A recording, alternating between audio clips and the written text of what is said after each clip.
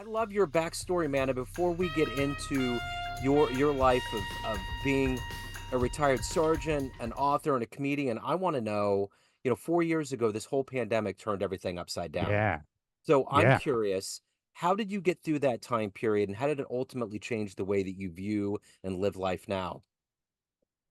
Well, it actually started, I always learned this in personal growth, right? Through every adversity, there's an equal or greater opportunity. My wife had said, listen, we can never, I wanted to move to Florida because of taxes and our summer places here in New York. It's easier to go back and forth. So she said, we can never do that because the grandkids. And I said, okay. So I had myself set and that was all right. But then we were vacationing in Florida, March of 2020 when this happened.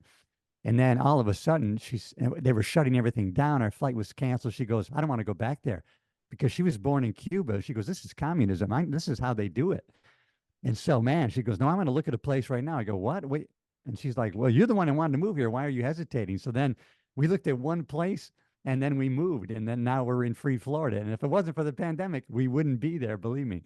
Yeah. Well, I mean, I think that's the thing about this pandemic is that in so many big and small ways, it did restructure the way that we wanted to live the rest of our lives. Because for guys like us that are, past that youthful stage, we realize, we're the Yeah. sun's starting to set. It's not rising anymore, and we got to make choices. We got to figure out what we want to do and how Yeah. we want to live the last half of this life out. Self empowerment, man. You can do it. We have the power. It's like the Wizard of Oz, right? You've had the power all along. That's it. There's the Kansas right there, the yellow brick road. That's Um, right. My favorite movie, by the way. Yes, Yeah. absolutely. So let me ask you this, to get a good handle of what you did before and what you're doing more specifically now. If I put you in front of a bunch of kids at career day, third graders, Yeah. and one of them wants to know Yeah. what you do, what's your answer? Damn it. Man, I want to say that I'm a creator that gets fulfillment out of positively impacting other people. So what did you want to be in the third grade? What was your dream growing up? Well, on my third grade, I'm not sure when the third grade. I've always been like in entertainment. When I was a kid, my parents put me on stage and doing some kind of Indian dance. It was like a talent contest. I did something stupid and everybody laughed, and I didn't even know what I had done. And then in high school, I was skinny and couldn't play sports, even though I wanted to. So I used to memorize comedy routines, and then I would just do them in front of the class. And then people wanted me to do comedy all the time, and then there was no outlet for that. So my dad was a cop, my uncle was a cop, so I went that path. But ultimately, for some reason, I always had LA in my head. I like the Raiders, I like the Lakers for no reason. And then I saw a video by Richard Pryor live on the Sunset Strip, and this is the 80s, 81 or whatever. I thought, man, I want to do a comedy routine on that stage. Where is that? Hollywood Palladium. And then it came to happen. So I ended up out in LA Sheriffs, and then while in the jail, I started writing comedy, and then I became LA's comedy cop, cop by day, comedian by night. But I always wanted to do, I don't know why I wanted to do like radio. And so that was like, that's thrilling for me. So the guy that I opened up for, and one day he asked me, he goes, I'm going on the radio to promote the show. Do you want to come on with me? Do I want to come on with you? Of course I do. And then I just going on live radio, man, that was like the best. And then podcasting, that's live radio, really, if you want to go live. And so that's really what I love doing. So Yeah. that's my thing now. I enjoy it. I love doing the videos. I like editing. I like filming. I like, doing all learning new software, learning how to edit stuff. That's the cool thing about the generation we're in. We got this bridge between solid state and this mass run into the future of the technology that we're dealing with now that we couldn't imagine when we were younger. So to have that love, and I do too, of radio and being Yeah. in broadcasting, you can Yes. create your own reality, man. You can do all of it. You Yeah. don't have to have a technician in the room. You don't have to have all these things. You just do it. There's no gatekeepers anymore, Joe. Before you Yeah. couldn't do it 10 years ago. You and I couldn't broadcast to the world. It No wasn't way. allowed. Yep. Now we have that power. There's never been a greater time, right? And how old are you? I'm 51. 51, you young man, you. So it's funny because my people, like I had a lot of cops retired and whatnot that would be great guests. And sometimes I try to have them on. Like these guys, not everybody, but a lot, they're still in the flip phone era. They don't even know what I'm talking about, right? I might, put an idea out there. Hey, I have an idea for a podcast. And they might ask me, "Oh, what's a podcast?" What the hell? Yeah. I get frustrated because what are you doing? I mean, if you just had can't you get a USB mic and, we would have a great conversation, right? That's it. There was a guy that called me up that wanted to offer me a small business loan, and I was like, "Look, I got a radio station. I'm not operating on this level." It was like some astronomical number. So we start talking, and I was telling him I Yeah. do radio and podcasting, and he was like, "Oh, wow, talk to me a little bit about it." So I was telling him what I do, and he was like, "Man, I've always wanted to do it, but I don't really feel like I have the equipment and this, that, and the other." I said, "Dude, stop. Just go get a microphone. You got a computer? Yeah. Plug it in, Yeah. beta it." The first season of Seinfeld was terrible, okay? It was not Yep, good. that's right. Yeah. They were clunky, they were not metered, they weren't seasoned, but guess what happened? Turned into a hit. So I said, "Start it." So he got to the end, he was like, "I was supposed to call to sell you something, but you totally sold me on something." He was fired up, he was ready to go, and it was like, "That's it, just do it. Start shooting the arrows, son. Just go for it." That's because you're awesome, Joe. Well, we do what we can. You gotta believe in what you believe in, I you know. know? Hey, I was on the last episode of Seinfeld. I was in the crowd of the comedy thing. Really? I did three extra works on Seinfeld. Yeah. I met Jerry. Yeah. Wow. Yeah. How My was my that? acting coach in Hollywood, she was the dialogue coach on Seinfeld. And so she got me on the show because I Wow. was trying to get my SAG card. So I needed some vouchers. I needed some union vouchers. So I'm trying to think of the guy that I can't think of his name, the celebrity that was on that day. So I did extra work in the coffee shop and it was That's thrilling. awesome. Yeah, I loved it. Yeah.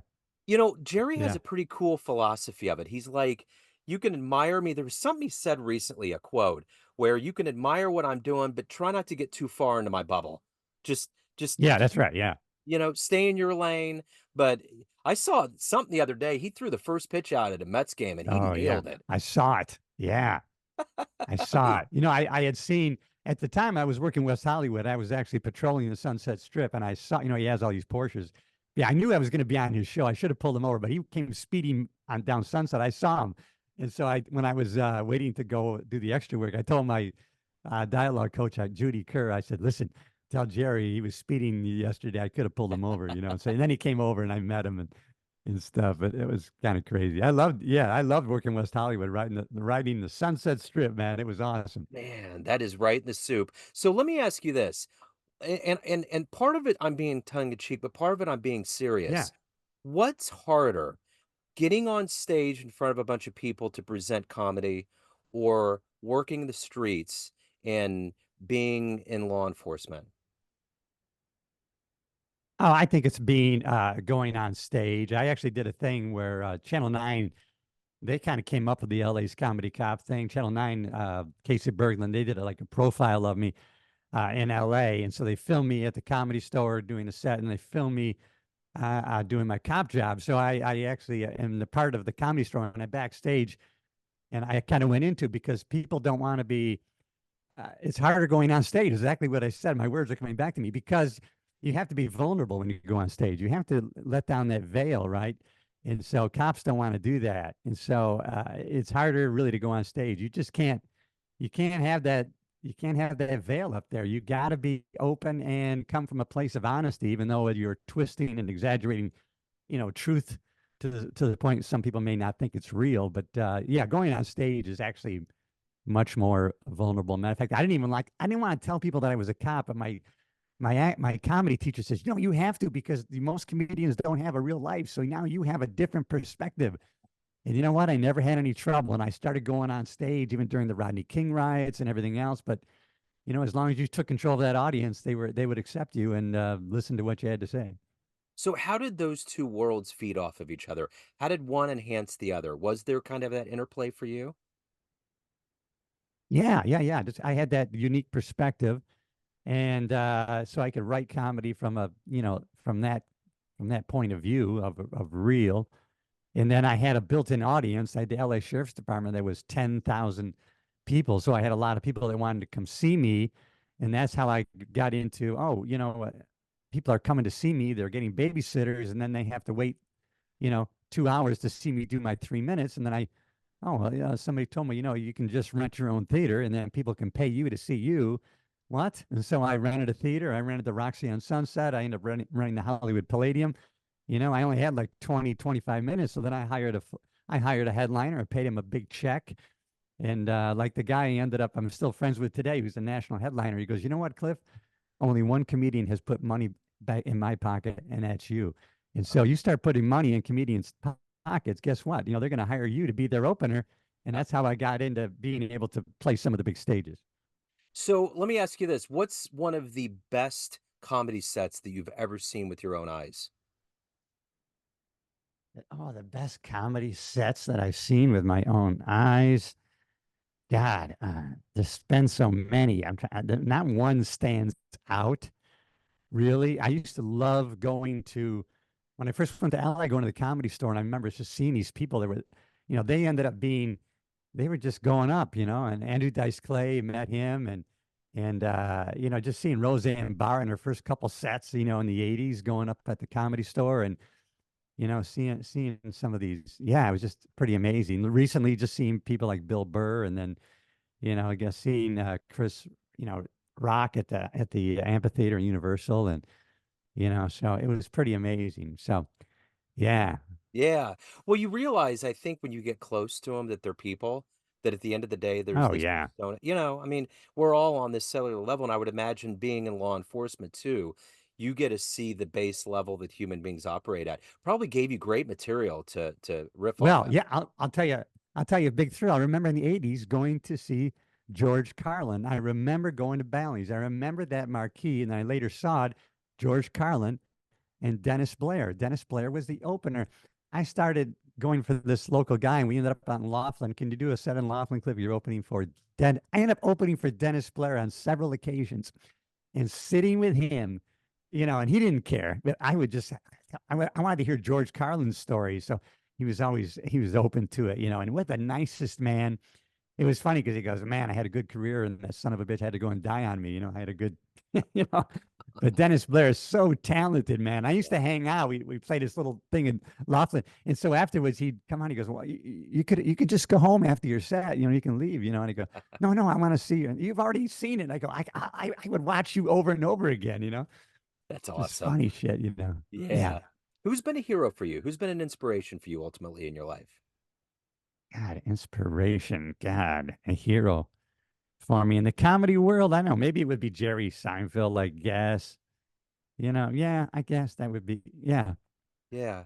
So on the personal growth motivation thing, Tony Robbins, I've been to his live events twice. I met him on the City Walk, and kind of just, I've been following him and reading his stuff for 25, 30 years, 35 now, I guess. Yeah. Man, Yeah. I tell you what, that guy is a monolith in this world of cancel culture. He has just been Ah, consistent. When I was a kid, I saw all those commercials with the tapes they would send, and I'm like, yes. This is kind of like I thought it was going to be that preacher thing where it was going to be a fad and it was going to go away, but he's gotten stronger, he's gotten bigger, he's been more relevant than ever." I don't know. Have you had the guy on Podmatch that he was head of his firewalk? He did all Yes. his firewalks for 20 years. That guy was amazing. And it Yeah. was great to get it behind the scenes because I've done two of those firewalks. I mean, it's the real deal. And so, man, people laughed at me when I was on the sheriff's department and went. They made fun of me. Oh, you're gonna pay $600 to hear a guy talk? I'll talk to you for nothing. But then when I got there, wow, I was around like-minded people that they had open-mindedness and they were open for opportunities and they were excited to try new things. I go, oh, my crowd. Yeah. So it's just that that's my problem is that I have an unlimited mindset. So I get fallen into I have a, want to be in the game like, oh, I want to do that. I can't, we like to go see Broadway shows on New York. It's like, no, I should be up there doing that. It's like, I'm Yeah. not a good watcher. No, I Right. should be doing that. You know what I mean? I do that too with movies. It's like, man, I want to try that. I want to Right. see how Yeah. that works. Yeah. But the one thing I don't We want shot to a movie, on this island here. It's on Amazon. Devil's Island 2021. It's free. Check it out. It's Okay. our island. It's in the movie. So Wow. it's awesome. Okay.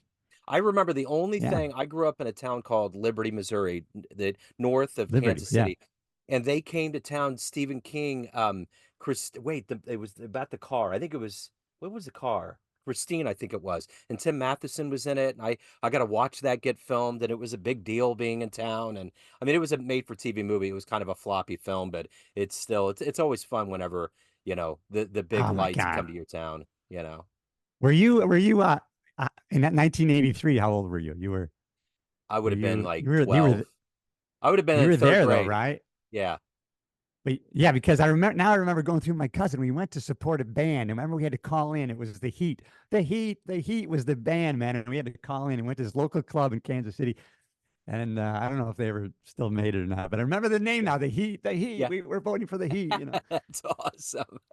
Back in the good old days when you had to wait and just call and get through, you know? Yeah. And It's wild. Kansas City was beautiful, but it was about 5 below 0, man. It was crazy Yeah. cold there, It man. gets bad. It gets really bad. Let me Yeah. ask you this. Who would be a dream interview for you? Who would you love to interview, whether it's in comedy or otherwise? Who would Oh you love to sit man. down with? God. I think Ed Milet would be who I'd want to interview right now. You know Ed? Yeah, absolutely. Yeah, I love Ed Milet because I think I could get him because he talks about growing up in Diamond Bar and his first job was in San Dimas, California. Well, I lived in Diamond Bar. And I used to work as a deputy sheriff in Diamond Bar, and I worked at San Dimas. So I think I might be able to get in there. I don't know Yeah, because he might pick up on a message. I'm going to start messaging him, I think.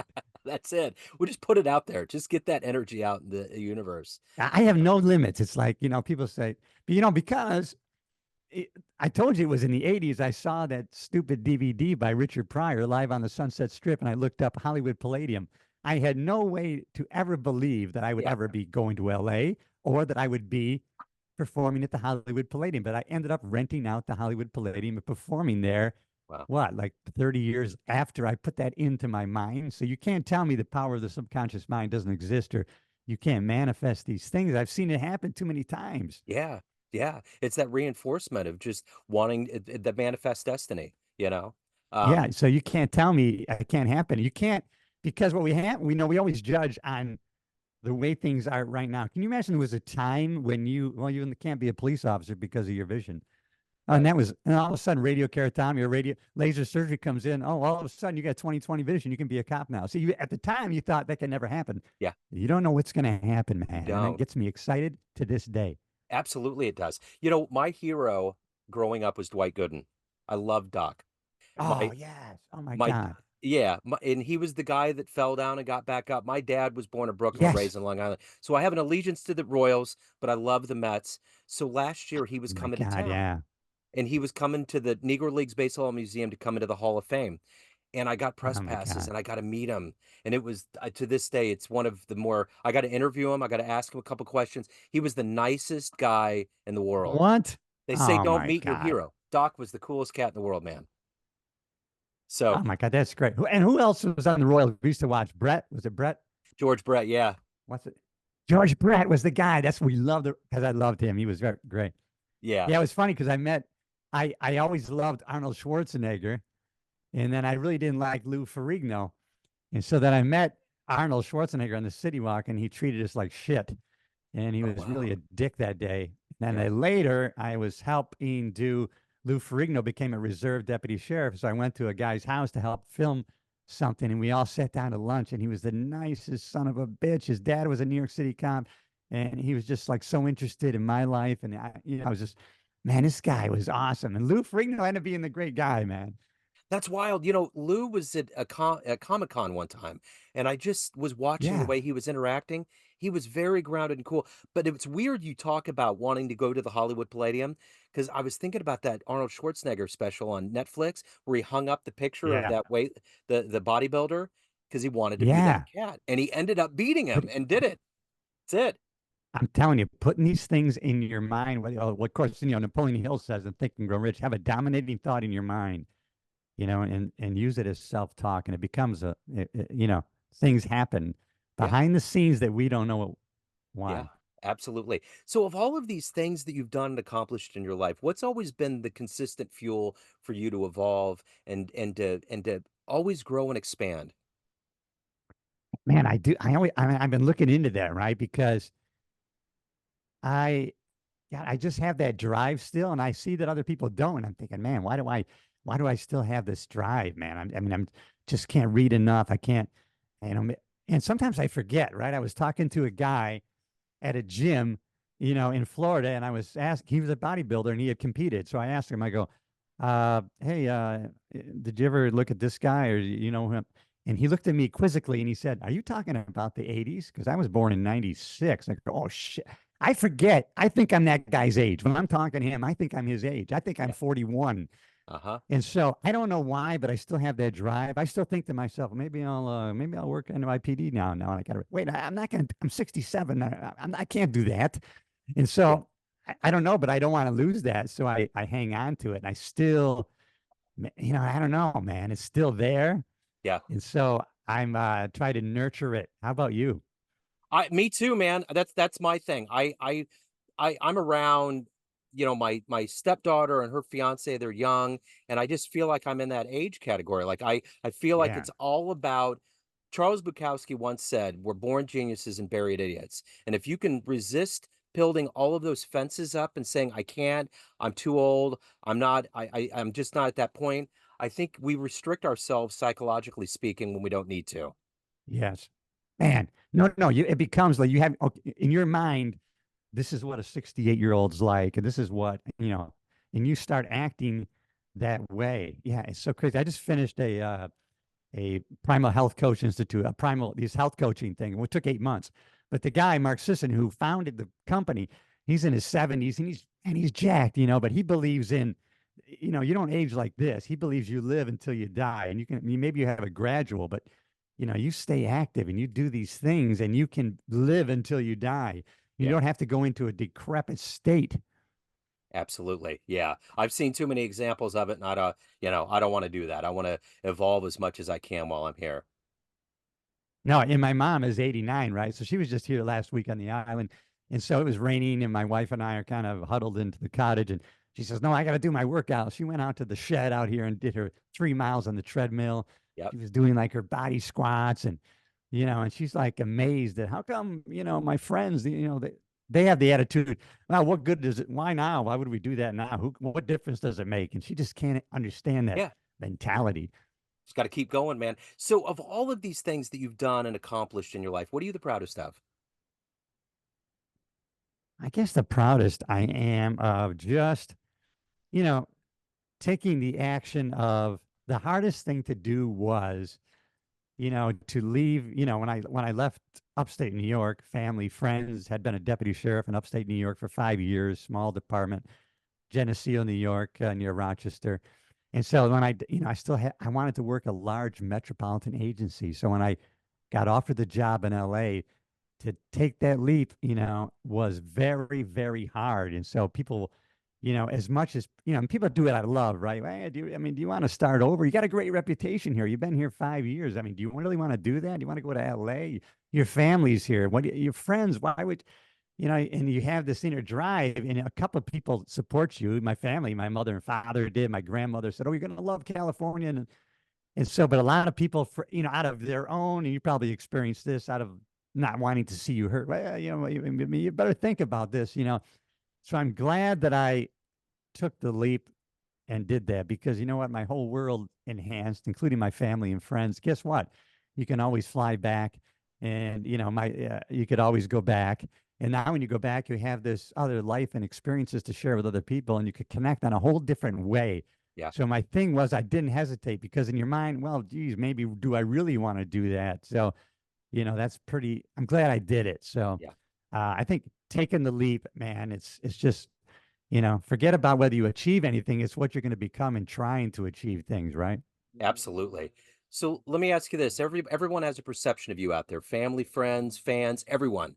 What's your perception of you? Who do you think you are? Yeah, I always ask that, because when I've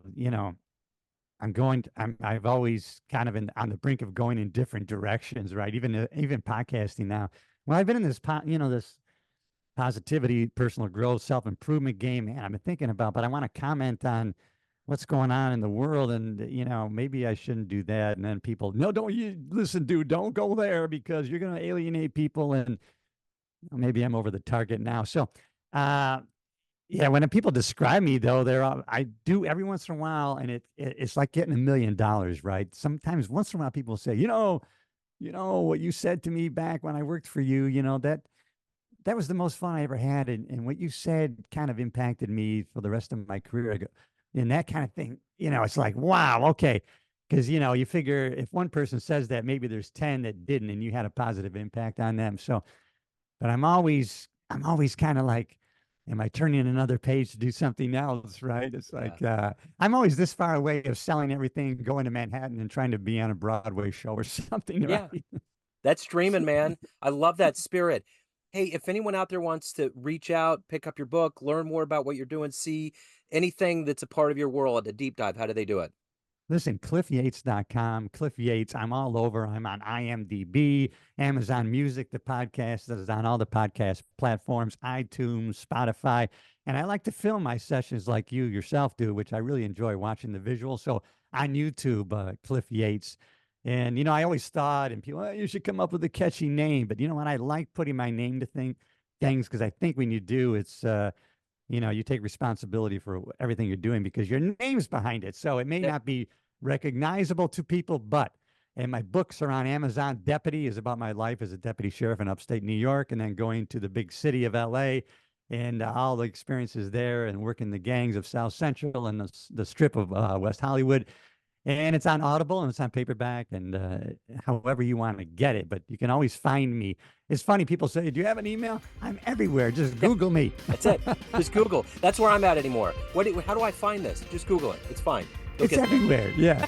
You'll Yeah. get it. Cliff, this has been wonderful, my man. Thank you so much. Keep doing the great Ah, work. I love the spirit. Joe, keep doing what you're doing. I'm always, servant leadership is really what I like too, man. How can I serve you? And I'm going to send people to your show because I like everybody that you interview and your energy and you got a great presence and thanks for having me on. I'm really Oh, honored. man. It's been an honor, sir. Thank you. Keep doing the great work. Have a Thanks, great Joe. day.